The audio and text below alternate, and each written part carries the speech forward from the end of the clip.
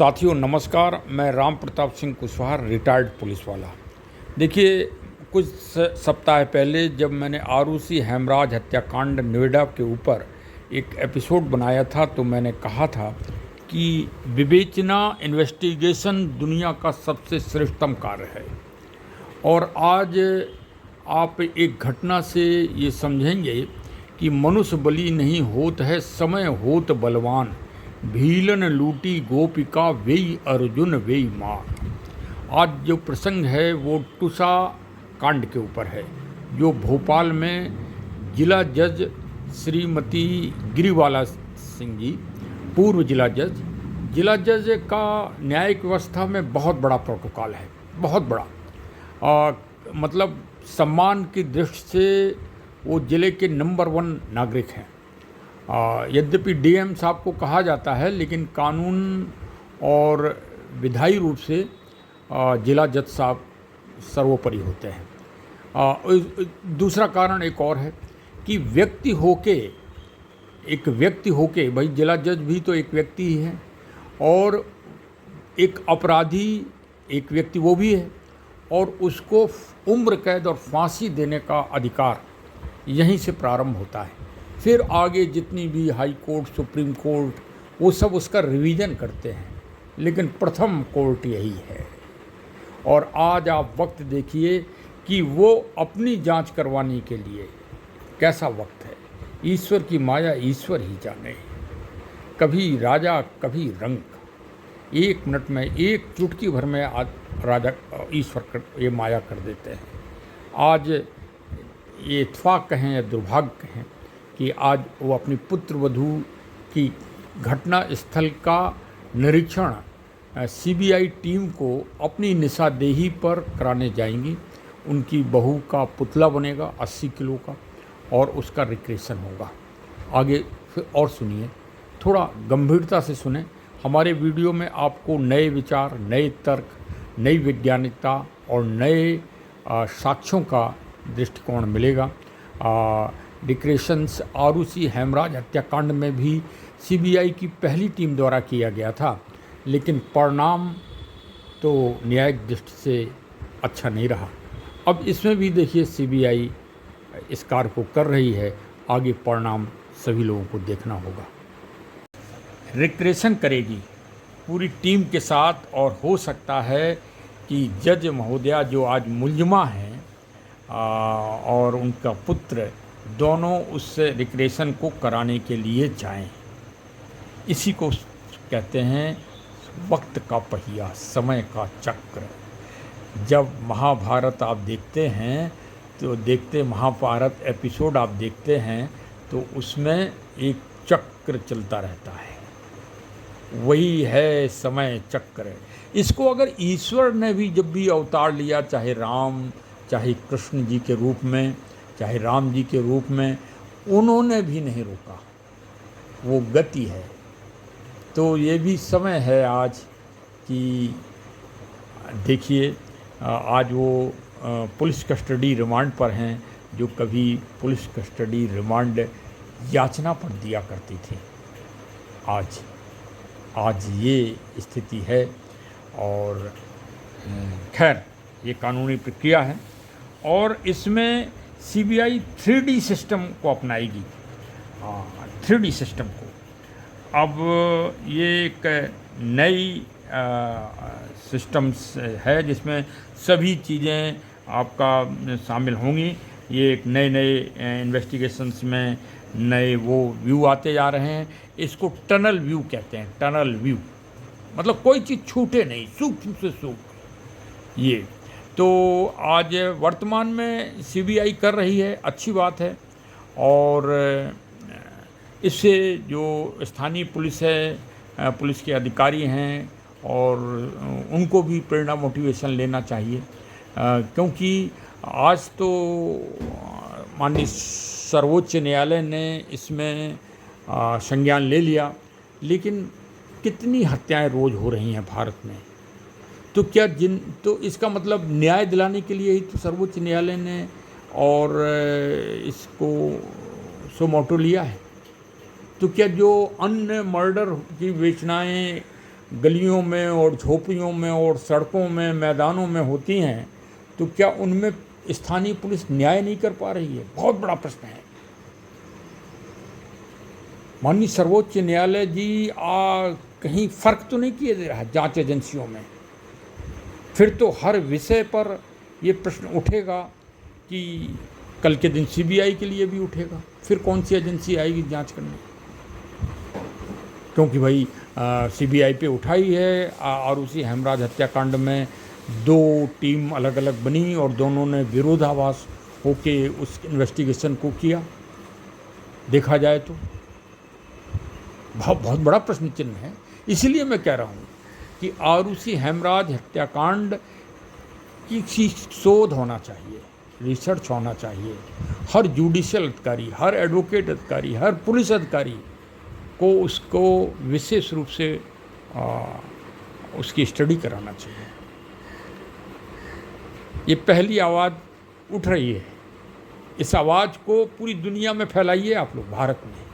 अगर न्याय व्यवस्था में न्याय चाहिए, और ये घटनाएं ऐसी हैं कि जब जिला जज साहब, जिन्होंने सपने में नहीं सोचा होगा, राजेश तलवार जी, डॉक्टर साहब, जिन्होंने सपने में नहीं सोचा होगा, क्या जज साहब ने कभी सोचा होगा कि उनकी पुत्रवधू ऐसे ख़त्म हो जाएगी, ऐसे उसका प्राणांत हो जाएगा? इसमें तो भाई हम तो कोई ऐसी बात नहीं कहेंगे, लेकिन जो शादी का सिस्टम हुआ है वो तो आधुनिक सिस्टम है, उसमें ना तो कोई दहेज है ना कोई वो है। और आज तक कोई इससे पहले कोई शिकायत भी नहीं है जज साहब के विरुद्ध कि वादी या बच्ची की पिता के द्वारा कि माता पिता या उसी के द्वारा, वो तो बहुत एडवांस बच्ची थी, कोई नहीं है भाई। एविडेंस पे मुकदमा चलेगा ना, तो एविडेंस तो नहीं दिख रही इसमें। हाँ, अब ये बात अलग है कि फंदा खोलने में और वो सब करने में कोई चोट आई हो, ये हो सकता है, क्योंकि ये हम आपको बता दें मेडिको लीगल के द्वारा, यद्यपि पीएम में एंटी पोस्टमार्टम इंजरी पाई गई हैं, लेकिन अगर 30 सेकंड या 30 मिनट के अंदर फंदा अगर लगा होगा और उसमें अगर फंदे को खोलने में अगर उनको कोई घर्षण या चोट हुई होगी, तो वो चोट उसी तरह से शरीर पर आती हैं जिस तरह से जीवित व्यक्ति पे 30 सेकंड 30 मिनट के अंदर। इस बात पे भी, क्योंकि दोबारा पोस्टमार्टम हुआ है इस बच्ची का। हाँ, ये मैं अपने पुलिस वालों को बता रहा हूँ, पुलिस अधिकारियों को। मैं उस विवेचना को मैं कोई प्रभाव, मुझे कोई मुलजमानों से मतलब नहीं है कि मुलजिम की कोई हमदर्दी हो। ये मैं अपने उनको बता रहा हूँ, जो हम पुलिस वाले, पुलिस अधिकारी और हमारे भावी पुलिस वाले, नए होनहार बच्चे, विवेचक जो आगे चल के बनेंगे, जो ऐसे जिससे भविष्य में सीबीआई की विवेचना ना पड़े। ऐसा काम मत करो भाई पुलिस वालों की जांच की जांच करवाओ। आपको ईश्वर ने जांच के लिए पैदा किया है, किसी माई के लाल ने नहीं किया। आप धोखे में हो। आज से निकाल दो इस मृत तृष्णा को कि आप किसी के रहमो करम पर हो। अगर आपकी 1 सेंटीमीटर 1 मिलीमीटर हाइट कम हो जाती तो कोई माई का लाल नहीं था जो आपको दरोगा या विवेचक बना देता। आपको अगर कलर विजन बाई बर्थ होता आँखों में, तो कोई आपको नहीं बना सकता था। आपको अगर फुट रेस्ट होता, आपके एंगल्स आपस में फ्लैटेड होते, तो कोई आपको नहीं बना सकता था पुलिस फोर्स में। आप ईश्वर की कृति हैं, और ईश्वर की कृति से आप विवेचना करने आए हैं। विवेचना में और विशेषकर मर्डर में वो करिए जो 100% सत्य हो। आप बहुत अपने आपकी आत्मा स्वयं संतुष्ट होगी। और अगर आप नहीं करोगे तो इन मृतकों की आत्मा की चीत्कार आप सुन नहीं पाओगे। मैं दावे के साथ कह सकता हूँ कि इन मृतकों की आत्माएं चीत्कार करते हैं न्याय पाने के लिए, और वो जब तक चीत्कार करती हैं, अब वो आप कोई सुन नहीं पाएगा इस आवाज़ को। लेकिन अब मैं ये तो नहीं कह सकता हूँ कि मैंने सुनी है लेकिन मेरे भाव को तो आप समझ सकते हैं। हाँ, मर्डर की बड़ी विभत्स विवेचनाएं मेरे समय समय पर हमको वरिष्ठ अधिकारियों ने दी थी, और उनका को मैंने भावनात्मक रूप से मैंने पाया कि आत्माएं चीत्कार रूप से चीत्कार करती रहती हैं जब तक न्याय ना मिले। जिस दिन न्याय मिल जाएगा उस दिन वो शांत हो जाती हैं। आपको कोई उद्वेग नहीं आएगा, आपको कोई मतलब वो जो तनाव होता है वो नहीं आएगा, शांत हो जाएगा। तो आप जांच अधिकारी हैं। ये मैं पुलिस वालों को बता रहा हूँ भाई, अपने विभाग को, कि जांच की जांच मत कराओ भाई। हाँ, मर्डर में कभी भी कोई चाहे जितना बड़ा दबाव हो कभी मत मानो, क्योंकि कोई आपके हाथ को ज़बरदस्ती पकड़ के नहीं लिखा सकता। इतना तो अभी नहीं हुआ है कि कोई आपके हाथ को लिखा दे, कार्रवाई को कोई रोक दे। नहीं, ऐसा नहीं हुआ, ना ऐसा हो पाएगा। तो फिर सही रूप से करो।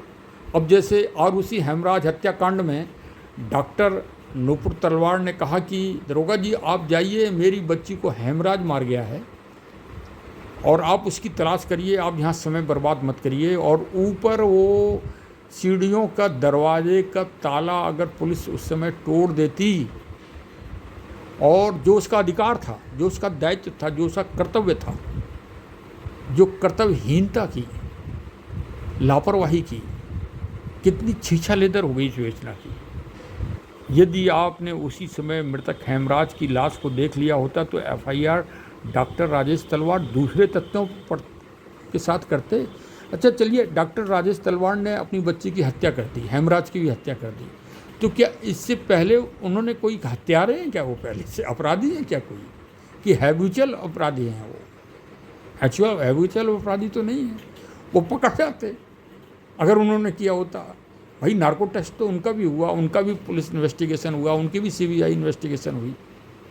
ऐसा नहीं है, आदमी कहीं ना कहीं तो पकड़ ही जाता है, चाहे जितना होशियार हो, चाहे जितने उसने एविडेंस ट्रैकिंग की हो, चाहे जितनी मिटाई हो, लेकिन एविडेंस पकड़ ही जाएगी।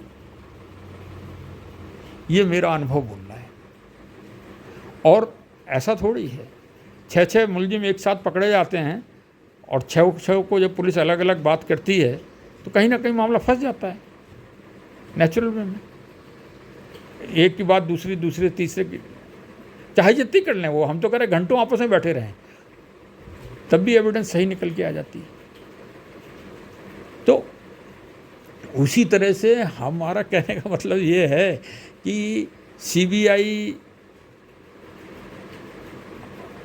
है, इन्वेस्टिगेशन जांच एजेंसी है, उसके पास आधुनिक साधन हैं, संसाधन हैं, इंटेलिजेंट्स होते हैं, वो पुलिस जनरल पुलिस से ज़्यादा इंटेलिजेंट होते हैं, तब उनका प्रमोशन होता है। ये बात सत्य है कि योग्य व्यक्ति ही उसमें जाते हैं, ये भी सत्य है, लेकिन हैं तो पुलिस वाले ही। तो उस कार्य को आप क्यों नहीं कर रहे हो? और माननीय सर्वोच्च न्यायालय जी से भी हमारा अनुरोध है कि कितनी विवेचनाओं को सीबीआई में कराएं। बहुत बड़ा प्रश्न चिन्ह है। इसका मतलब क्या गरीब व्यक्तियों को न्याय नहीं मिलेगा? गरीब व्यक्ति की कोई विवेचना आज तक सीबीआई में गई? कोई नहीं गई। हैसियत वाले की जाती है। ये भी एक प्रॉपर्टी बनी जा रही। ये एक मतलब वो हो गया है कि हाँ, हमारी विवेचना सीबीआई में चली गई। तो अब ये जज साहब की विवेचना सीबीआई में गई है, कहीं ऐसा ना हो कि आरुषि हेमराज हत्याकांड की तरह फिर ये दोष मुक्त हो जाएं आगे चल के न्यायालय से। बहुत बड़ी प्रश्न चिन्ह है। कहीं सुरेंद्र कोहली की तरह बेदाग न छूट जाए। तो अगर एविडेंस ही सब कुछ है, तब तो फिर जो विवेचक लिखेगा उसी पे इसका मतलब न्यायालय दंड देता है। विवेचक अगर नहीं लिख पाएगा तो न्यायालय कदापि दंड नहीं दे पाएगा। तो फिर सबसे बड़ा न्याय का स्रोत कौन हुआ? नो डाउट विवेचक, इन्वेस्टिगेशन अफसर, तफ्तीश कुनंदा, अन्वेषण करता है। तो हे प्रेस वालों, मनोबल मत तोड़ो पुलिस का। आप लोग सिविल पुलिस का मनोबल तोड़ रहे हो भाई। प्रेस बंधु वाले, यद्यपि सुप्रीम कोर्ट ने प्रेस बंधु वालों से इस बार निवेदन किया है कि बंधु ऐसा कोई कार्य मत करें, ऐसे वादी और प्रतिवादी या गवाह को डिस्टर्ब ना करें जो जिससे विवेचना प्रभावित हो। तो मैं भी इस बात को कह रहा हूँ, कोई भी पुलिस अधिकारी कर्मचारी आपसे भिड़ ही नहीं सकता, आपसे कह ही नहीं सकता ये बात, क्योंकि सबको अपनी हित की चिंता है।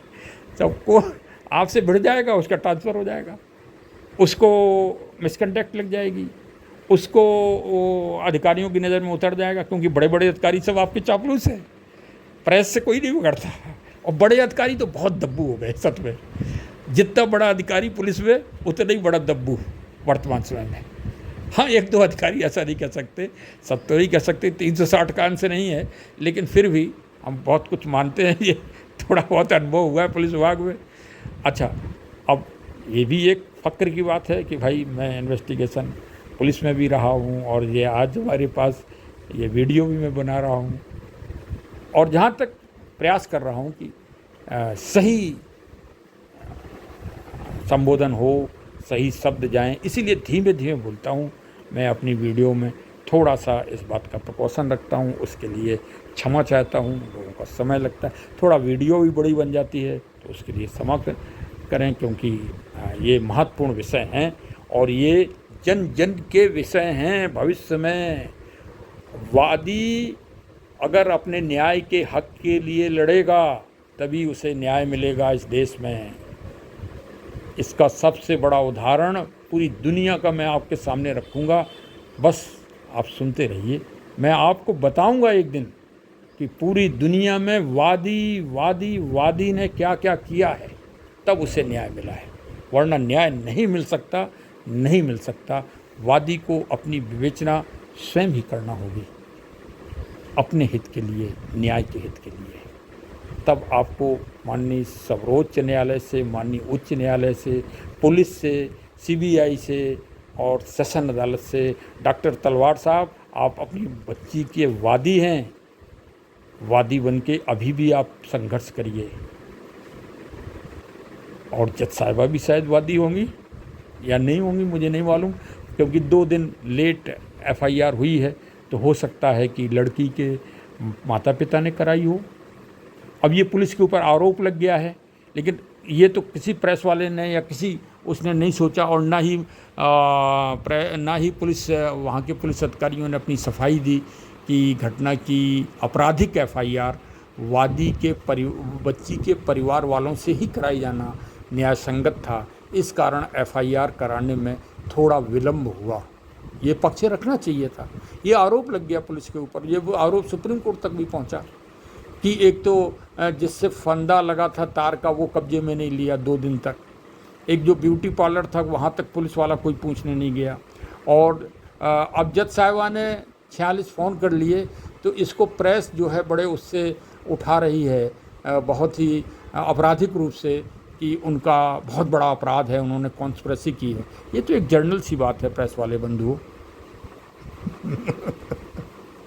है कि नहीं? अरे भाई, आखिर वो जज एक दिन में थोड़ी हो गए होंगे, उनके भी व्यवहारी होंगे, उनके भी मिलने वाले होंगे, कुछ ने घटना के ऊपर मतलब दुख जाहिर किया होगा कि हर चीज़ कॉन्स्पिरेसी हो जाएगी। अच्छा, अब उनका बेटा समर्थ जो है, कोई जापान की एक साइकोलॉजिकल अपराध की से संबंधित कोई बुक है, उसको पढ़ रहा है, तो उस पर बड़ा वो हो गया कि वो तो बुक पढ़ रहा है। भाई, जेल में तो बाल गंगाधर तिलक साहब ने गीता रहस्य लिख दी, तब तो प्रेस बंधु साहब आपने किसी ने नहीं कहा। अच्छा, तब आप इतने सक्रिय नहीं थे देश में। हाँ, तब अंग्रेज़ों की हुकूमत थी, आपकी चलती नहीं थी, मैं भूल गया अरे, ये तो उसका मानव अधिकार का वो है, कैदी अलग होना है, कैदी का वो दंड जो मिलेगा माननीय अदालत से वो फेस करेगा, वो भी एडवोकेट है। देखिए आज का प्रसंग कितना महत्वपूर्ण है। डॉक्टर राजेश तलवार, वकील समर्थ एडवोकेट, और जज साहबा श्रीमती और जो पुत्र वधू ख़त्म हुई है वो मॉडलर, और तीनों घटना में कहीं ऐसा तो नहीं है, ये लास्ट हम दे रहे हैं अपना निचोड़, कि जो आधुनिकता चल रही है, मॉडर्नाइजेशंस, इस अपराध के तीनों अपराध में, चाहे निठारी कांड हो, चाहे आरुषि तलवार हो, चाहे जैसिका लाल हो, और चाहे ये टुसा कांड हो, इसमें कहीं भारत में जो आधुनिकता का माहौल बन रहा है, क्षणिक छदम, कहीं इन अपराध के पीछे आधुनिकता तो नहीं है। पत्रकार साहब हो, जरा थोड़ा इस पर भी थोड़ा कभी फोकस करिए कि जो आधुनिक जीवन शैली चालू हुई है, मुझे तो लग रहा है कि इस अपराध के पीछे आधुनिक जीवन शैली हर जगह है। शोध का विषय है ये तीनों चारों घटनाएं। शोध करिए, करते रहिए, फिर लास्ट में कुछ ना कुछ निष्कर्ष अवश्य निकलेगा। चलिए, हमारे चैनल को अवश्य सब्सक्राइब करिए। हाँ, कुछ अलग तरह का हमारे आपको विवरण मिलेगा, बहुत ही तार्किक, वैज्ञानिक, मनोवैज्ञानिक, दार्शनिक और सामाजिक व्यवस्था से ओतप्रोत आप वीडियो पाएंगे। विशेषकर अपराध और इन्वेस्टिगेशन, विवेचना, तफ्तीश, अनुसंधान आदि के विस्तृत आपको मिलेंगे। आप भी कमेंट करिए, अपना सहयोग करिए, जिससे हम और अधिक से अधिक लोगों को अच्छी से अच्छी जानकारी दे सकें। आपके सहयोग के लिए बहुत बहुत आपको धन्यवाद, आभार। वीडियो थोड़ा बड़ी हो जाती है, प्रयास करूँगा कि छोटी बनाऊँ, लेकिन विषय महत्वपूर्ण होता है, इस कारण ऐसा होता है। बहुत बहुत धन्यवाद। आज का दिन सभी का शुभ हो। जय हिंद, जय हिंद, जय हिंद।